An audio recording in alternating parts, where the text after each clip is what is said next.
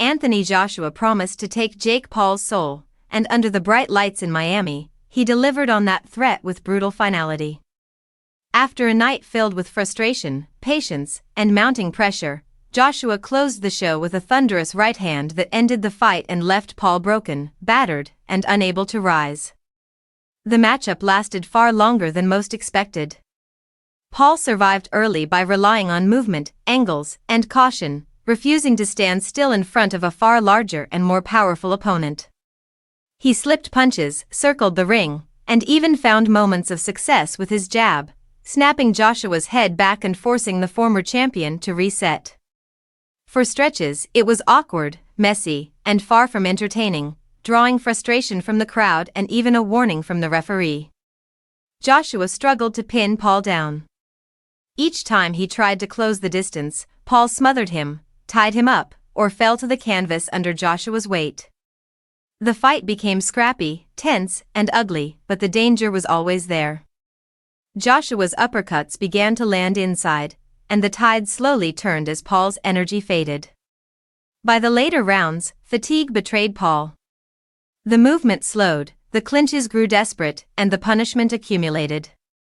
Joshua dropped him multiple times, each knockdown chipping away at Paul's resistance.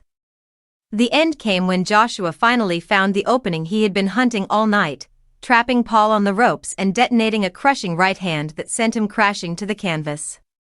Paul could not beat the count. Despite the violent finish, respect followed. Joshua admitted the performance was not his sharpest and criticized his own slow start, holding himself to a higher standard. Still, he gave Paul credit for toughness, resilience, and the willingness to keep rising after repeated knockdowns. From Joshua, that acknowledgement carried weight. Paul, for his part, took the loss with surprising calm. Even as he was taken to the hospital with a broken jaw, his words reflected pride rather than regret. He accepted the beating, praised Joshua's power, and reaffirmed his love for the sport. He spoke openly about needing rest, about learning from the experience, and about returning to fight opponents closer to his natural size. The fight served as a harsh reality check and a strange validation all at once. Paul was exposed by elite heavyweight power, yet he also proved he belongs in real boxing conversations. He did not quit. He did not hide.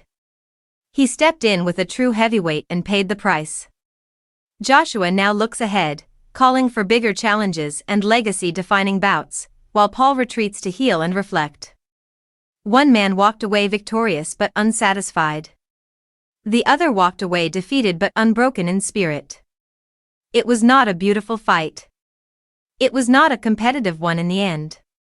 But it was unforgettable. And for both fighters, it marked a turning point that will shape everything that comes next.